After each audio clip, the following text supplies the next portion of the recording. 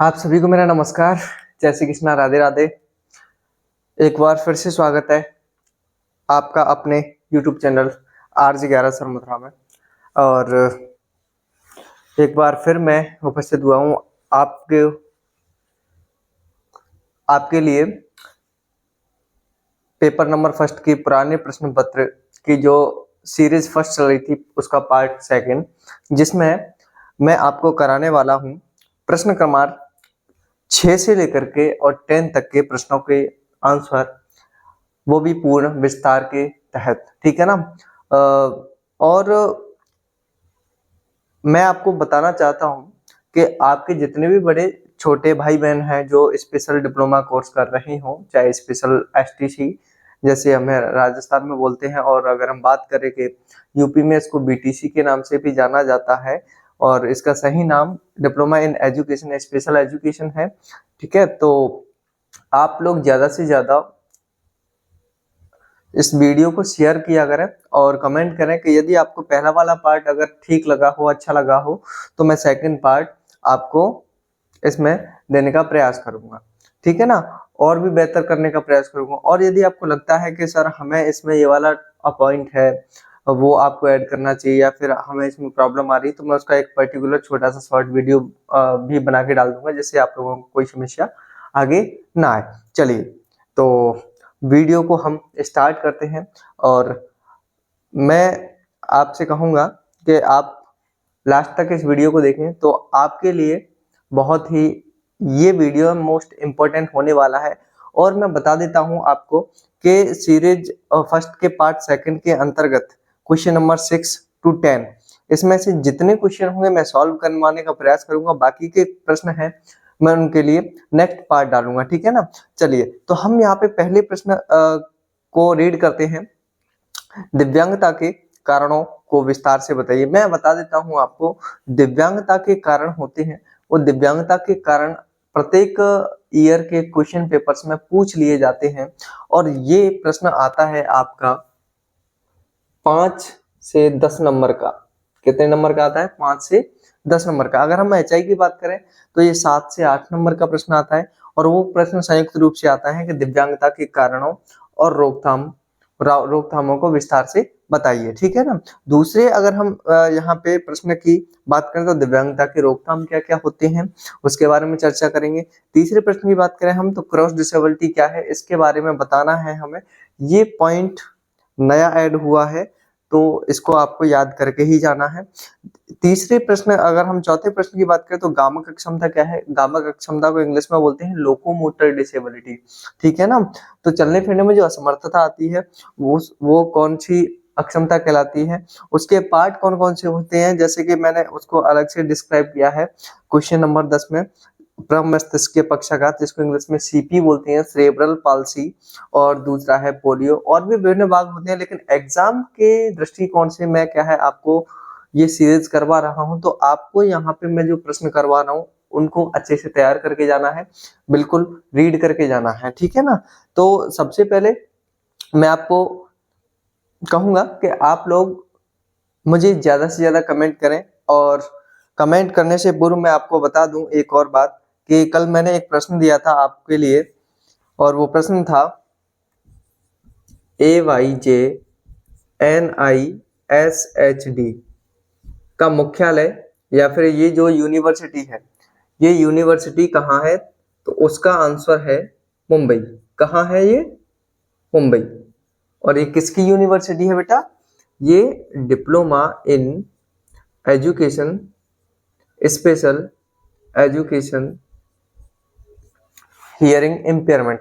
HI वाले जो भी स्टूडेंट होते हैं उनकी जो यूनिवर्सिटी है वो है आपकी AYJNISHD, जो कहाँ पर है? मुंबई में है। और इसकी फुल फॉर्म क्या होती है? अली यावर जंग national institute of speech and hearing disability दिव्यांगजन। ठीक है ना। इस तरीके से इसकी फुल फॉर्म होती है। नेक्स्ट हम बात करते हैं हमारे पहले प्रश्न की ओर। और इस प्रश्न को मैं कराऊंगा आपको, पहले प्रश्न को, उसके बाद मैं दूसरे प्रश्न को कराऊंगा। ठीक है ना। और यदि समय मेरे पास अवेलेबल रहता है तो मैं आगे भी कराऊंगा, नहीं तो आगे वाला पार्ट नेक्स्ट पार्ट में चला जाएगा। चलिए, तो आप लोग सबसे पहले इसका स्क्रीनशॉट ले लीजिए या फिर नोट कर लीजिए, ठीक है ना।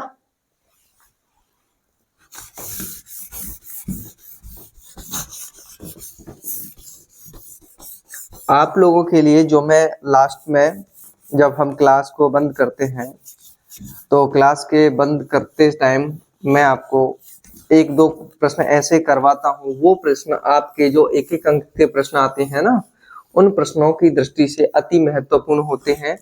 तो आप लोग उन प्रश्नों को हल्के में ना लें और उन प्रश्नों को एक पेज पर पीछे पेज पर लिख सॉरी पीछे एक पेज पर लिख करके और क्या कर सकते हो, आप नोट कर सकते हो। चलिए, तो हम सबसे पहले यहाँ बात करते हैं दिव्यांगता के कारणों को लेकर के, ठीक है। तो मैं बता देता हूँ कि डिसेबिलिटी के जो कारण होते हैं, दिव्यांगता के कारण होते हैं। क्वेश्चन नंबर हम यहाँ पे 6 की बात कर रहे हैं, ठीक है। दिव्यांगता के कारण,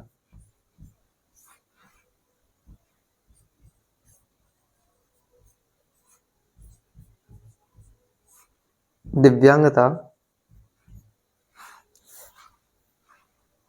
के कारण।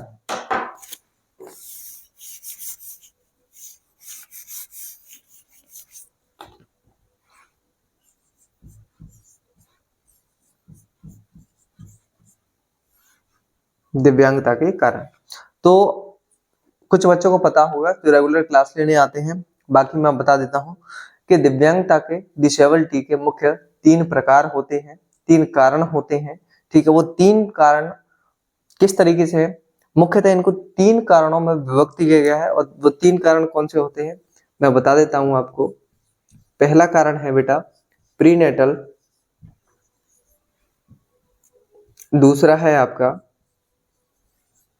नेटल और तीसरा है आपका पोस्ट नेटल। यदि कभी कभी जैसे मैं देखता हूं कि वीडियो में क्लियरिटी कम दिख रही तो आप उसकी क्वालिटी बढ़ा लीजिए, और यदि आपको लगता है कि कहीं कहीं यहाँ पे वीडियो स्लो ज्यादा चल रही तो आप उसकी स्पीड बढ़ा करके भी क्या है वीडियो को फास्ट मोड पर भी देख सकते हैं, ठीक है ना। हाँ, तो पहला कौन सा है प्रीनेटल, जिसको बोलते हैं गर्भावस्था, गर्भावस्था से पूर्व, या फिर गर्भावस्था से पूर्व इसको सर्वप्रथम बोला गया था, ठीक है। और उसके बाद में इसका नाम चेंज करके डायरेक्ट इसको बोल दिया गया है जन्म से पूर्व। और दूसरा कारण है जन्म के समय, और तीसरा कारण है जन्म के बाद। क्या? जन्म के बाद। इनको हम विस्तार से समझेंगे। फिलहाल मैंने आपको बता दिया है कि दिव्यांगता के जो कारण होते हैं, दिव्यांगता के जो कारण होते हैं कौन कौन से होते हैं, 3 होते हैं। प्रीनेटल, जन्म से पूर्व के कारण कि ऐसी कौन कौन सी समस्याएं हैं जिनसे बच्चा है वो दिव्यांग पैदा होता है, दिव्यांग जन्म लेता है, तो ऐसी कौन कौन से कारण होते हैं। तो कुछ कारण जन्म से पहले के होते हैं जिनको इंग्लिश में प्रीनेटल बोला जाता है। कुछ कारण ऐसे होते हैं जिनके कारण बच्चा दिव्यांग जन्म ले सकता है, के जन्म के समय के कारण हो सकते हैं। कुछ बच्चे ऐसे होते हैं कि जन्म लेने पर तो स्वस्थ होते हैं, लेकिन जन्म लेने के बाद वो क्या हो जाते हैं, किसी न किसी अस्वस्थता के कारण वो डिसेबल या दिव्यांग हो जाते हैं। तो सबसे पहले हम बात करते हैं प्रीनेटल के। तो प्रीनेटल के कुछ महत्वपूर्ण बिंदु होते हैं, उन बिंदुओं पर हम चर्चा करते हैं और उन बिंदुओं के कारण फिर हम आगे बताएंगे आपको कि किस तरीके से आप इसमें डिसाइड कर सकते हैं, ठीक है। तो सबसे पहले हम बात करते हैं इसमें सबसे जो फर्स्ट पॉइंट है वो लिखेंगे हम, कौन सा है, जन्म से पूर्व, जन्म से पूर्व, जिसको क्या बोलते हैं इंग्लिश में प्रीनेटल, प्रीनेटल। तो मैं बता देता हूं आपको, सबसे पहला पॉइंट आता है यहाँ पे माँ की उम्र। क्या? माँ की उम्र, माँ की उम्र। जैसा कि आपको पता है कि वैवाहिक संबंध बनाने के लिए जो एज गवर्नमेंट के द्वारा एट प्रेजेंट में रखी गई है वो है 21। ठीक है, 21 लड़की की एज हो, 21 लड़की की एज हो, दोनों की एज जब समान होती है तो उस अवस्था में वो युवती और युवक क्या है, विवाह योग्य होता है। तो यहाँ पे माँ की उम्र किस तरीके से डिपेंड करती है मैं आपको बता देता हूं कि माँ की उम्र 20 वर्ष से कम या 35 वर्ष से अधिक। पहला पॉइंट क्या है इसका, माँ की उम्र में यदि माँ की उम्र 20 वर्ष से कम या 35 वर्ष से अधिक होती है तो इस कैटेगरी में क्या है, बच्चा दिव्यांग जन्म ले सकता है। वो कैसे, ठीक है, तो उसके लिए मैं बता देता हूं कि 20 वर्ष से कम की अगर एज होती है महिला की, जन्म देने वाली माँ की, तो उनका गर्भाशय होता है वो पूर्ण रूप से विकसित नहीं हो पाता है, परिपक्व नहीं हो पाता है। तो उस कंडीशन में बच्चा पूर्ण रूप से विकसित ना होने की कंडीशन में क्या है, बच्चा दिव्यांग जन्म ले सकता है। दूसरी अगर हम बात करें 35 वर्ष से अधिक, जब किसी महिला जन्म देने वाली माँ की उम्र यदि 35 वर्ष से अधिक हो जाती है तो उनका जो परिपक्वता काल होता है वो उसकी लास्ट स्टेज होती है। उस अवस्था में जो माँ का गर्भ होता है वो उसमें शिथिलन आ जाता है। शिथिलन का मतलब होता है वो क्या है, उसकी पकड़ कमजोर हो जाती है। तो उस कैटेगरी में बच्चा क्या है, स्वस्थ पैदा नहीं होता है और उस कंडीशन में संभावनाएं होती है कि बच्चा दिव्यांग हो सकता है। चलिए मैं आपको एक दो टर्म बताता हूँ छोटी छोटी, ठीक है ना। एक तो हम जब दिव्यांगता के कारणों का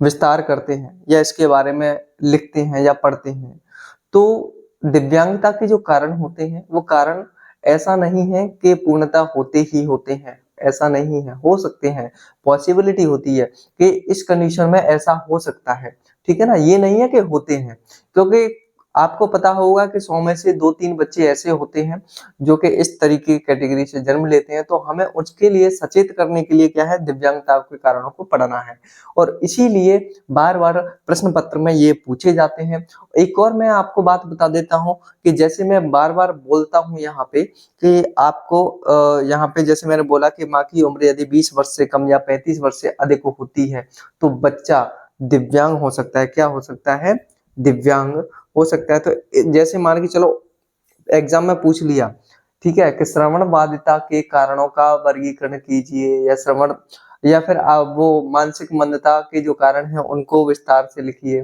तो आपको क्या करना है, जैसे मैंने यहाँ पे लिखा कि दिव्यांग हो सकते हैं तो आपको यहाँ पे लिखता है सेम होते हैं सबके कारण, श्रवण बाधित हो सकते हैं।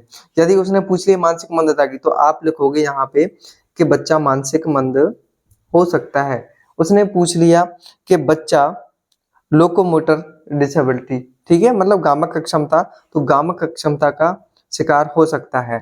यदि माँ की उम्र 20 वर्ष से कम या 35 वर्ष से अधिक हो तो बच्चा श्रवण बाधित हो सकता है, बच्चा मानसिक मंद भी हो सकता है, बच्चा गामक अक्षमता से प्रभावित भी हो सकता है। ओवरऑल सभी के लिए इसीलिए मैं यहाँ पे दिव्यांग शब्द का प्रयोग करता हूं कि दिव्यांग शब्द का प्रयोग करने, दिव्यांग को हटा करके आप यदि पेपर में श्रवण बाधिता के कारण पूछता है तो यहाँ पे श्रवण बाधिता लिख देंगे, यदि यहाँ पे मानसिक मंदता के कारण पूछता है तो मानसिक मंदता लिख देंगे, यदि यहाँ पे और किसी बीमारी के बारे में पूछता है तो उसके कारण लिख देंगे, ठीक है ना। कुछ बीमारियां ऐसी होती हैं कि उनके कारण अलग अलग होते हैं तो उनके लिए नहीं लिखना है, लेकिन अधिकांशतः जो कारण होते हैं वो यही होते हैं। चलिए, तो ये इसका पहला बिंदु हुआ। दूसरे अगर हम बिंदु की बात करते हैं यहाँ पे तो कुपोषण, क्या होता है, कुपोषण, ठीक है। हम पढ़ रहे हैं, आपको पहला पता होना चाहिए कि जन्म से पूर्व के कारण, पहला बिंदु पढ़ रहे हैं जन्म से पूर्व के कारण। तो जन्म से पूर्व के कारण में हम पढ़ते हैं कि जब बच्चे का जन्म ना हुआ हो लेकिन माँ के गर्भ में हो, ठीक है। तो पहला बिंदु पढ़ लिया है। दूसरे बिंदु में हम पढ़ रहे हैं कुपोषण। यदि बच्चा गर्भाशय में होता है तो उस कैटेगरी में यदि बच्चा पूर्ण रूप से पोषित नहीं होता है, ठीक है, या फिर माँ जो खाती है वो जो बच्चे से जुड़ी हुई नाल होती है, प्लेसेंटा होती है, जो माँ के गर्भ से बच्चे को जोड़े रखती है, वो नाल क्या कहलाती है बेटा? प्लेसेंटा कहलाती है। तो प्लेसेंटा के जरिए बच्चे को भोजन प्रदान करती है। तो यदि माँ को उचित प्रकार का या फिर पोषण युक्त भोजन नहीं मिलेगा तो बच्चा भी क्या है, कुपोषित जन्म ले सकता है और उससे बच्चा दिव्यांग हो सकता है। ठीक है, तो दूसरा कारण क्या हुआ? दूसरा कारण हुआ कुपोषण का, ठीक है ना, कुपोषित होने का। अच्छा, तीसरे हम कारण की बात करें, ठीक है, तीसरा जो कारण है वो कारण ये भी हो सकता है, तीसरा जो कारण है वो कारण मैं आपको और बता दूं, ठीक है, धूम्रपान। क्या? धूम्रपान का सेवन। ठीक है, धूम्रपान, यदि माँ बीड़ी, सिगरेट, पान मसाले जो चलते हैं आजकल, यदि उनका सेवन करती हो, ठीक है, या फिर किसी भी मादक पदार्थ जैसे शराब वगैरह का सेवन करती हैं, तो उस कैटेगरी में उसका प्रभाव माँ के गर्भाशय पे पहुंचता है और गर्भाशय में बच्चा जब होता है तो उस पर उसका इम्पैक्ट पड़ता है। इसीलिए क्या है, बच्चा दिव्यांग होने की उसमें संभावना होती है। तो इसीलिए कहा जाता है कि जब बच्चा गर्भ में होता है तो उस समय माँ को इन सारी चीजों का त्याग कर देना चाहिए, पोषण युक्त भोजन करना चाहिए एवं अपनी सही एज में ही उनको बच्चे की प्लानिंग करनी चाहिए। ठीक है ना, चलिए हम आगे चलते हैं और इसके बारे में, ठीक है, इसके बाद में मैंने आपको 3 पॉइंट पढ़ा है, माँ की उम्र, और उसके बाद में मैंने आपको पढ़ाया इसमें पोषण युक्त भोजन या फिर कुपोषण, ठीक है, और एक पढ़ाया मैंने आपको यहाँ पे धूम्रपान। अब हम चलते हैं फोर्थ पॉइंट की ओर। फोर्थ पॉइंट क्या कहता है, ठीक है ना, कि गर्भावस्था की एज में लगने वाले जो टीकाकरण होते हैं उन टीकाकरणों को पूर्ण करवाना। यदि टीकाकरण नहीं करवाते हैं तो उसमें संभावनाएं होती हैं कि जो टीकाकरण से होने वाले रोग दोष होते हैं वो रोग दोष क्या है, बने रह जाते हैं। इसीलिए टीकाकरण समय समय पर करवाना चाहिए। ठीक है, दूसरी बात हम करेंगे यहाँ से आगे, 5वें नंबर के बिंदु की बात करेंगे। तो 5वां बिंदु क्या होता है, 5वें बिंदु की बात करेंगे कि बच्चों के माँ के गर्भ में जब बच्चा होता है, ठीक है, तो उस टाइम पे ज्यादा से ज्यादा एक्सरे और अल्ट्रासाउंड नहीं करवाना चाहिए, क्योंकि इससे निकलने वाली जो अल्फा रे किरणें होती हैं, ठीक है, वो किरणें क्या है, गर्भाशय में डायरेक्ट पहुंचती हैं, जिससे कि बच्चे को क्षति होने की संभावना बनती है। इसीलिए ज्यादा नहीं करवाने चाहिए। हाँ, आप जांच के लिए करवा सकते हैं यदि आपको डाउट है या फिर कोई और बात है अस्वस्थता की स्थिति में, लेकिन ज्यादा बार बार नहीं करवानी चाहिए। और नेक्स्ट हम बात करते हैं कि माँ को गर्भाशय की स्थिति में जब बच्चा गर्भ में हो तो उस कैटेगरी में माँ को लंबी यात्रा नहीं करनी चाहिए, लंबी यात्रा नहीं करनी चाहिए। ठीक है ना, आगे आपको पता होगा जैसे कि बुजुर्ग लोग बताते हैं, ठीक है ना, कि भारी वजन नहीं उठाना चाहिए, ठीक है, और दवाइयों का सेवन नहीं करना चाहिए, और यदि करो तो डॉक्टर्स या चिकित्सक की परामर्श अनुसार इसका क्या है, दवाइयों का सेवन करना चाहिए। ठीक है, 2 ऐसे महत्वपूर्ण बिंदु होते हैं, मैं आपको बता देता हूँ ठीक है ना, और आपको ये भविष्य में भी ध्यान रखने हैं, बहुत ज्यादा इंपॉर्टेंट है। 9 नंबर, एक तो होता है वंशानुक्रम। क्या होता है? वंशानुक्रम।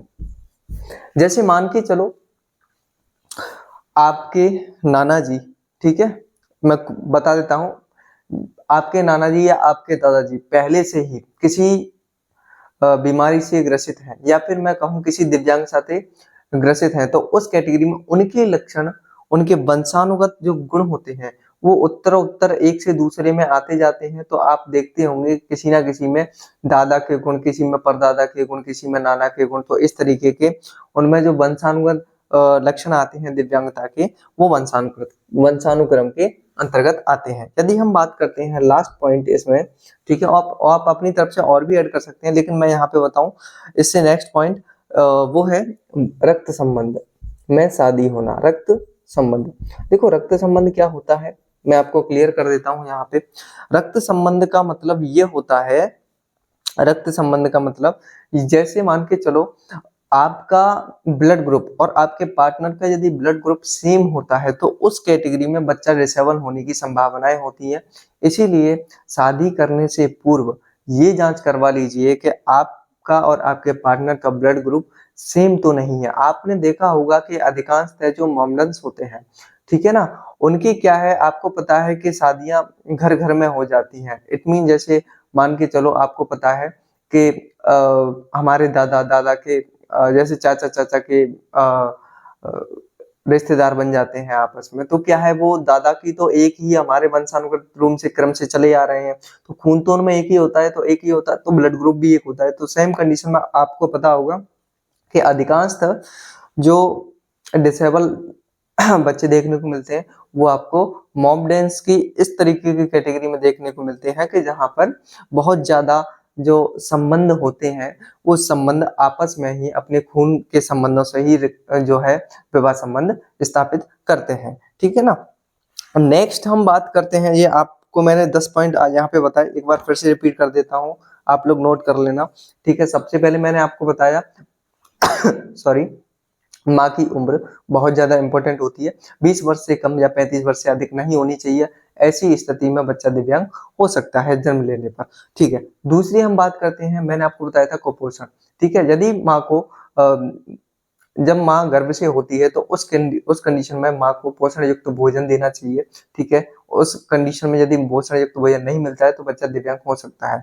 नेक्स्ट हम बात करते हैं तीसरे बिंदु की, तो तीसरा बिंदु था धूम्रपान या फिर मादक द्रव्य होते हैं उनका सेवन नहीं करना, क्योंकि यदि उनका सेवन करेंगे तो आपको पता है कि उस कैटेगरी में उसका असर होता है, वो माँ के गर्भ पर पहुंचता है, तो उस कैटेगरी में बच्चा दिव्यांग हो सकता है। फोर्थ पॉइंट की हम बात करेंगे, समय समय पर टीकाकरण करवाना चाहिए। ठीक है, ज्यादा से ज्यादा एक्सरे और अल्ट्रासाउंड नहीं करवाने चाहिए, क्योंकि इनकी से निकलने वाली जो हानिकारक विकिरणें होती हैं वो गर्भ पर डायरेक्ट प्रभाव डालती हैं। ठीक है, बार बार ज्यादा नहीं करवानी चाहिए, लंबी यात्रा गर्भ वाली महिलाओं को नहीं करनी चाहिए। ठीक है, नेक्स्ट हम बात करते हैं 7 पॉइंट की, तो 7 पॉइंट कौन सा है, भारी वजन लेकर के सीढ़ियों को नहीं चढ़ना चाहिए, ज्यादा वर्क इस तरीके का नहीं करना चाहिए। दवाइयों का सेवन अधिकांशतः नहीं करना चाहिए। यदि आपको कोई बीमारी है या फिर आपको कोई प्रॉब्लम है तो उस कैटेगरी में आप डॉक्टर से परामर्श ले सकते हैं। नेक्स्ट हम चलते हैं वंशानुक्रम के आगे, तो वंशानुक्रम में मैंने बताया कि पीढ़ी दर पीढ़ी यदि कोई दिव्यांगता एक से दूसरे में ट्रांसफर हो रही है तो वो वंशानुक्रम के कारण होती है। आगे हम बात करते हैं रक्त संबंध की, तो रक्त संबंध क्या कहलाते हैं, जैसे मैंने बताया था सेम ब्लड ग्रुप में शादी होती है तो उस में आपके जीन्स होते हैं जो वो आपस में इंटरेक्ट होते हैं, तो उस कैटेगरी में बच्चा क्या है, डिसेबल हो सकता है। चलिए अब हम नेक्स्ट बात करते हैं आपके दूसरे कारण के बारे में। तो दूसरा कारण है, पहला कारण हमने पढ़ा जन्म से पूर्व के कारण। कौन सा कारण पढ़े हमने, जन्म से पूर्व के कारण। ठीक है ना, और जन्म से पूर्व के कारण पढ़ लिए। अब हम पढ़ेंगे जन्म के समय के जो कारण होते हैं, वो क्या क्या ऐसे कारण हो सकते हैं कि जिनसे बच्चा दिव्यांग हो सकता है। ठीक है, चलिए तो हम यहाँ पे अब दूसरे पॉइंट्स के बिंदुओं को निर्धारित करेंगे। हमने पहले पॉइंट के पढ़ लिए 10 बिंदु। ठीक है, तो नेटल मीन्स होता है जन्म के समय यदि ऐसी कौन कौन से कारण होते हैं जिनके कारण बच्चा दिव्यांग जन्म लेने की संभावनाएं होती हैं। तो पहली बात तो मैं आपको इन बातों से अवगत करा देता हूं। ठीक है ना, कि आपको शॉर्ट बिंदु छोटे छोटे लिखने हैं। तो सबसे पहले अगर मैं बात करूं तो आपको पहला बिंदु, यदि बच्चे का जन्म, ठीक है ना, यदि बच्चे का जन्म समय से पूर्व, जैसे जन्म का जो सही टाइम होता है वो 9 से 10 माह का होता है, लेकिन बच्चा यदि 6 महीने में 7 महीने में इससे पहले जन्म लेता है, ठीक है, तो उस कैटेगरी में बच्चा क्या दिव्यांग हो सकता है। ठीक है, दूसरी बात करें, बच्चे का जन्म लेते समय नाभि रज्जु में लिपट जाना, नाभि रज्जु में लिपट जाना। नाभि रज्जु का मतलब क्या होता है? बच्चा जो माँ के गर्भाशय से जुड़ा हुआ रहता है उसे प्लेसेंटा बोलते हैं। तो प्लेसेंटा को हिंदी में बोलते हैं नाभि रज्जु। तो उसमें यदि बच्चा ज्यादा देर तक लिपट जाता है तो बच्चा क्या है, दिव्यांग वो जन्म ले सकता है। ठीक है, एक हम कहेंगे बच्चे का वजन वेट यदि 2.5 kg से कम होता है तो उस कैटेगरी में बच्चा दिव्यांग हो सकता है। ठीक है, जन्म के तुरंत बाद या जन्म के समय बच्चे को ऑक्सीजन ना मिल पाना, तो उस कैटेगरी में भी क्या बच्चा दिव्यांग हो सकता है। आगे हम अगले पॉइंट की बात करें, 5वें पॉइंट की, तो डॉक्टर द्वारा बच्चे को चोट पहुंचने की कंडीशन में भी क्या है, बच्चा दिव्यांग हो सकता है। औजारों से यदि चोट लग जाती है ऑपरेशन के टाइम पे तो बच्चा दिव्यांग हो सकता है। नेक्स्ट हम बात करें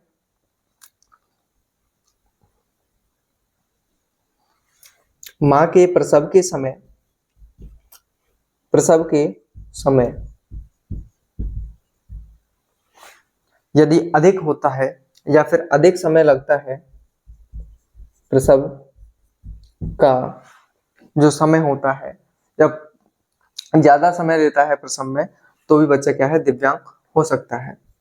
नेक्स्ट अगर हम बात करें तो इसमें हो सकता है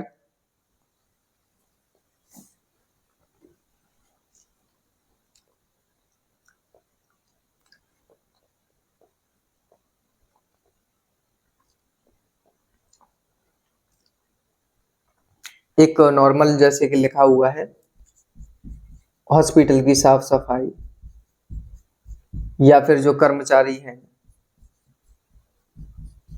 वो योग्य ना हो, तो ऐसी कंडीशन में भी बच्चे क्या है, दिव्यांग हो सकते हैं। ठीक है, और अगर हम बात करें आगे इसकी, तो इसमें 1-2 पॉइंट और है जिसमें बताया गया है कि यदि बच्चा जैसे जन्म के तुरंत बाद नीला पड़ जाए तो उस कंडीशन में भी बच्चा क्या है, दिव्यांग हो सकता है, उसको तुरंत ऑक्सीजन की आवश्यकता पड़ती है। ठीक है, तो इस तरीके से हम जान सकते हैं कि दिव्यांगता जो जन्म के समय किस किस तरीके से हमें पता लग सकता है कि बच्चा है वो दिव्यांग हो सकता है। दिव्यांग की जगह मैंने आपको बताया था कि किस तरीके से आप ये बता सकते हो कि बच्चा दिव्यांग हो रहा है, तो उस कैटेगरी में उसकी जो कारण है वो कारण कौन से हो सकते हैं। तो आपने पहले जन्म से पूर्व के कारण पढ़े, फिर आपने जन्म के समय के कारण पढ़े, और नेक्स्ट मैं आपको पढ़ाने वाला हूँ जन्म के बाद के जो कारण होते हैं। ठीक है ना, जन्म के बाद के जो कारण होते हैं। ठीक है, हाँ चलिए,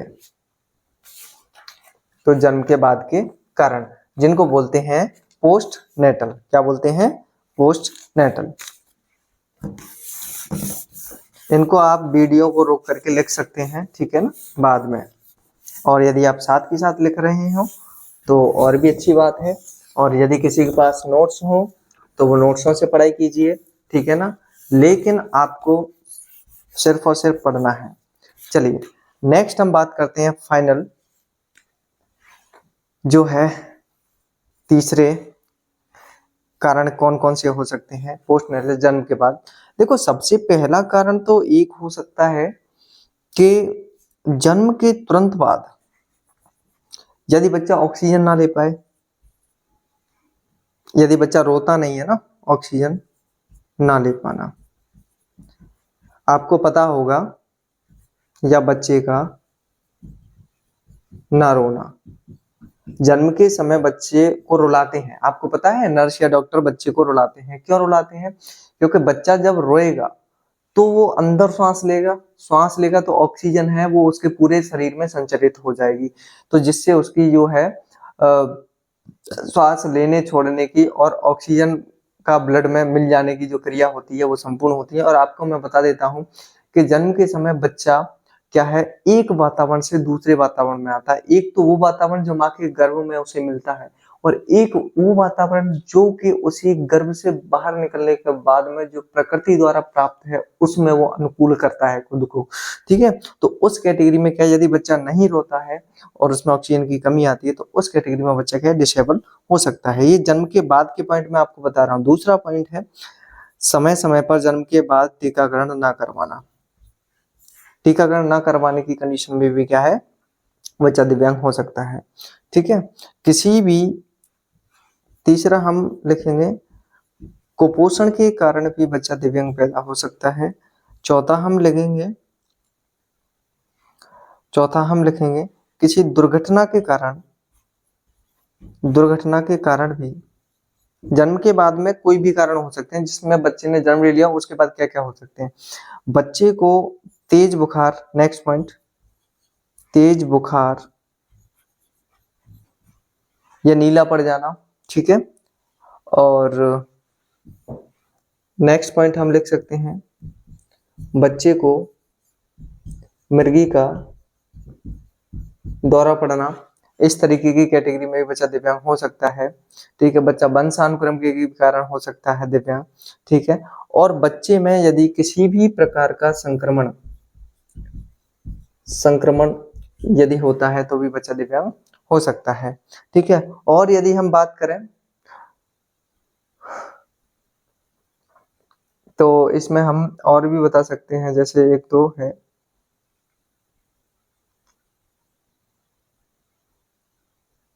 मुख्यतः यही बिंदु ऐसे हैं जो कि, और बाकी का जैसे आपको पता है अचानक दुर्घटना के कारण भी बच्चा क्या है, दिव्यांग हो सकता है। तो ये जन्म लेने के बाद में बहुत सारी ऐसी दुर्घटनाएं होती है, जैसे कोई डीजे के सामने खड़ा हो गया, अचानक से डीजे, जो डीजे की आवाज होती है वो एक साथ बजती है, तो उस टाइम में क्या है, कान के पर्दे फटने के डर रहते हैं, तो उस कैटेगरी में क्या है, ये सारे आते हैं। तो मेरा ओवरऑल बताने का मतलब यही था कि दिव्यांगता के जो कारण होते हैं, ये दिव्यांगता की जगह आप श्रवण बाधिता के भी कारण लिख सकते हैं, इनको मानसिक मंदता के भी कारण लिख सकते हैं, आप गामा क्षमता के भी कारण लिख सकते हैं, आप इनको, ठीक है, आप इसको दृष्टिबाधिता के भी कारण लिख सकते हैं। तो अब बहुत सारे ऐसे कारण हैं, उन कारणों को आप, कोई भी डिसेबिलिटी पूछे तो आप इन्हीं कारणों को कॉमन लिख सकते हो। उनमें से मुख्य इनको 3 भागों में बांटा गया इन कारणों को, प्रीनेटल जन्म से पूर्व, और नेटल जन्म के समय, और पोस्टनेटल जन्म के बाद, ठीक है ना। और इनको मैंने विस्तार से जैसे आपको बताया है, आपको उसी तरीके से आपको इनको याद करना है। अगर इनमें से भी कोई पॉइंट आपको समझ ना आया हो तो आप मुझे कमेंट करके बताएं, ठीक है ना। और आप लोग ज्यादा से ज्यादा, मैं आपको एक बार फिर से बोलता हूँ कि ठीक है, आप लोग जब कमेंट करेंगे तो मुझे पता चलेगा कि आप लोगों ने वीडियो को देखा है, आप लोगों को कुछ समझ में आया है कि नहीं समझ में आया है, ठीक है। और यदि आप ज्यादा से ज्यादा मुझे कमेंट करेंगे तो मुझे हौसला मिलेगा और मैं आपको और ज्यादा से ज्यादा बेटर से बेटर कंटेंट, जो कंटेंट है वो आपको प्रदान करने का प्रयास करूंगा, ठीक है। नेक्स्ट अब हम बढ़ते हैं आगे प्रश्न की ओर, क्योंकि कारण हम पढ़ लेते हैं तो कारणों के साथ साथ में यदि रोकथाम पढ़ लेंगे तो हमें ज्यादा कंफ्यूजन पैदा नहीं होगा। तो उस कैटेगरी में अब मैं आपको पढ़ाता हूँ क्वेश्चन नंबर 7, दिव्यांगता के रोकथाम। दिव्यांगता के कारण हमने पढ़ लिए खूब विस्तृत रूप से, और यदि आप सोचो कि सर हमें कैसे पता चलेगा ये कौन सी यूनिट का कौन सा चैप्टर आप पढ़ा रहे हो, तो अभी आपकी यूनिट 1 चल रही है, मैं आपको क्लियर बता देता हूँ। और दूसरी बात ये बता देता हूँ कि आपका जो सिलेबस है वो सिलेबस यदि आपके पास नहीं हो तो मैं बता देता हूँ, डीएड स्पेशल एजुकेशन के नाम से मेरा एक व्हाट्सएप चैनल है। उस चैनल की लिंक है वो आपके यूट्यूब चैनल के डिस्क्रिप्शन की लिंक में पड़ी हुई है, ठीक है। और मेरा टेलीग्राम चैनल है, आप सभी का जो परिवार है एक यूट्यूब चैनल भी है, तो वहां पे मैं क्या है विस्तृत जानकारी में आपको वहां पे मैंने सिलेबस डाल रखा है, और उस सिलेबस को आप प्रिंट निकलवा के और उसमें टॉपिकों को मैच कर सकते हैं, ठीक है ना। चलिए अब हम दिव्यांगता के रोकथाम की बात करते हैं। तो दिव्यांगता की रोकथाम क्या होते हैं, होने वाली डिसेबिलिटी के जो कारण होते हैं उन कारणों के यदि उपाय किए जाए, जैसे कोई भी आपको पता है समस्या होती है तो समस्या का निवारण भी होता है।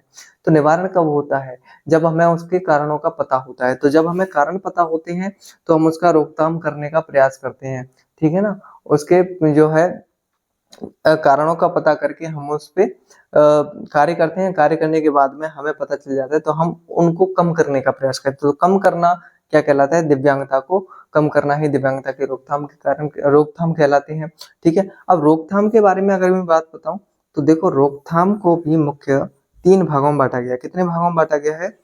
दिव्यांगता के जो रोकथाम है उनको भी। तो पहले बात करें हम प्राथमिक रोकथाम। क्या? प्राथमिक रोकथाम। प्राथमिक रोकथाम के अंतर्गत मैं आपको एक ही बार में क्लियर कर देता हूँ। प्राथमिक रोकथाम के अंतर्गत वे सभी कारण आते हैं जो गर्भ में गर्भ से लेकर के, जब बच्चा गर्भ में होता है, गर्भ से लेकर के माँ के बच्चे के जन्म तक। ठीक है, जब बच्चा गर्भ में होता है तो गर्भ से लेकर के जब बच्चे का जन्म होता है तो वहां तक होने वाली समस्याओं के रोकथाम के लिए जो जो प्रयास किए जाते हैं वो आपके प्राथमिक रोकथाम कहलाते हैं। जैसे कि मैं आपको बता दूं इसमें क्लियर, ठीक है, कि एक तो परामर्श देकर, ठीक है, दूसरी अगर हम बात करें कि विटामिन वाले जो टीके होते हैं वो टीके दिलवाकर, ठीक है, दूसरी बातें ये होती है कि माँ को तनाव जैसी डिप्रेशन वाली समस्याओं से दूर रख करके भी क्या कर सकते हैं, ठीक है, अब जो है प्राथमिक रोकथाम दे सकते हैं कि जिससे बच्चे को कोई समस्या ना आए, क्योंकि जब माँ स्वस्थ रहेगी तो बच्चा ऑटोमेटिक स्वस्थ रहेगा। ठीक है, जैसे मैंने आपको बताया कि कुपोषण की जगह हम पोषण देने का प्रयास करें तो बच्चा दिव्यांग नहीं होगा। ठीक है, अगर माँ भारी सामान उठा रही तो उसको मना करें। ठीक है, यदि माँ है तो माँ की उम्र ठीक नहीं है तो उस कैटेगरी में आप उनको सजेस्ट कर सकते हैं। ठीक है, और दूसरी बात, यदि माँ मादक द्रव्यों का सेवन करती हो तो आप उनको ये भी बता सकते हैं कि इससे परेशान है। तो अधिकांशतः जो जन्म से पूर्व होने वाले जो कारण होते हैं, यदि वो ना किए जाए तो वो प्राथमिक रोकथाम है, ठीक है, प्राइमरी जो आपके प्रिवेंशन है, तो वो क्या बन सकते हैं, इसके बहुत अच्छे उपाय बन सकते हैं। ठीक है, तो आपको मैं बता दूं गर्भ से जन्म तक के कारणों को रोकने हेतु किए गए उपाय क्या कहलाते हैं? प्राथमिक रोकथाम कहलाते हैं। ठीक है, अब हम बात करते हैं द्वितीयक रोकथाम की। ठीक है, द्वितीयक रोकथाम में क्या होता है? द्वितीयक रोकथाम, दूसरा जो बिंदु है वो कौन सा है रोकथाम में? द्वितीयक रोकथाम में नॉर्मल होता है। कैसे? कि हमें ये पता, पहली बात तो ये जन्म के बाद होते हैं। कौन से होते हैं? जन्म के बाद के जो कारण होते हैं, जन्म के बाद के कारणों को रोकने के लिए, कारणों के उपाय के लिए क्या किया जाता है? द्वितीयक रोकथाम की जाते हैं। इसमें क्या करते हैं हम? सबसे पहले बच्चे का हम क्या करते हैं? शीघ्र पहचान करते हैं। पहचान करके ये पता लगाते हैं कि उसमें किन कारणों के कारण दिव्यांगता उत्पन्न हुई, तो उनको हम कम करने का प्रयास करते हैं। ठीक है ना, पहले उन कारणों का पता लगाया जा सकता है जिससे कि उसे सही समय पर सुधारा जा सके। ठीक है ना, तो सबसे पहले मैंने आपको यहाँ पे बताया कारणों का पता लगाकर उपाय किए जाते हैं। कारणों का उपाय किया जाता है जिसमें शीघ्र पहचान और शीघ्र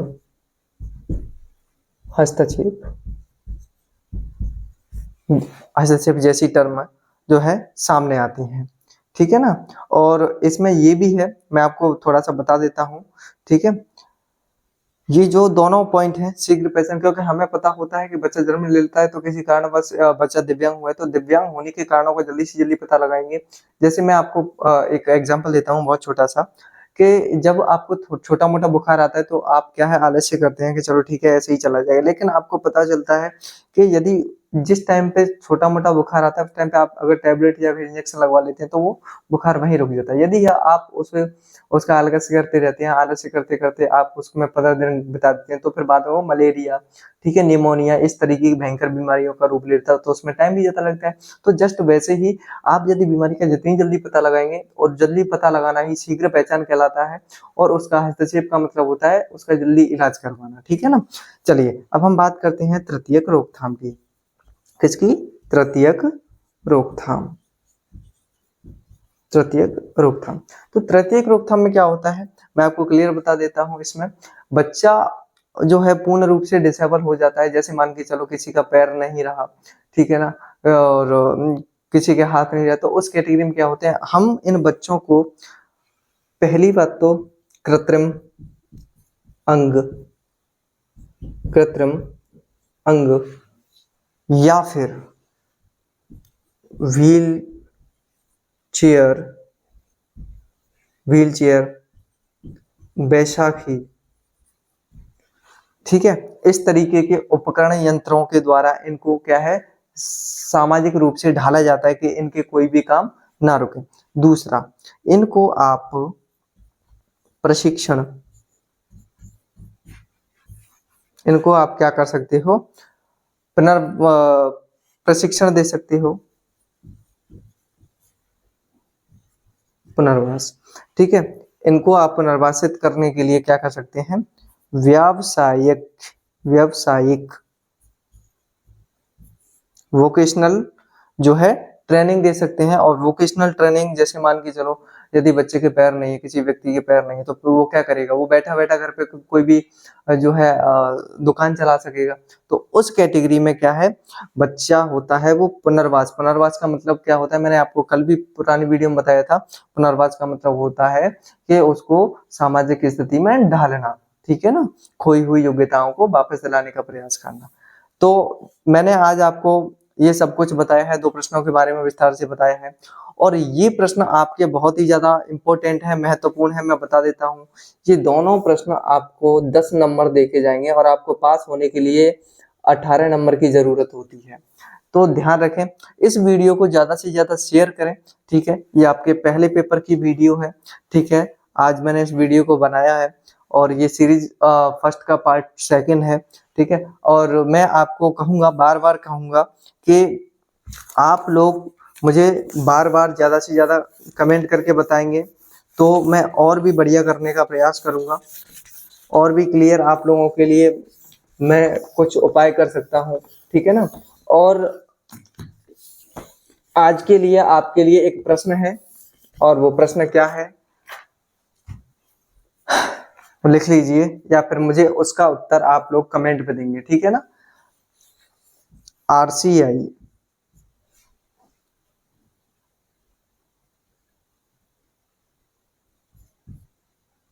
की फुल फॉर्म, RCI की फुल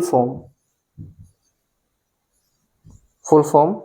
और इसका ही दूसरा प्रश्न है, ये कहाँ स्थित है, कहाँ स्थित है, ठीक है। और यदि आप हमारे चैनल पर पहली बार आए हो तो आप चैनल को सब्सक्राइब करें। चैनल का नाम है RJ11 सर मथुरा।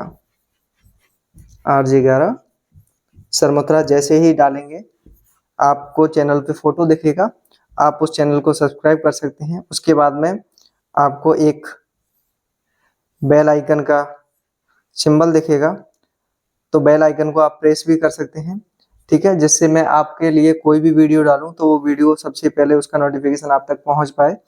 वीडियो में लंबे समय तक बने रहने के लिए आपका बहुत बहुत धन्यवाद। जय श्री कृष्णा, राधे राधे, थैंक यू।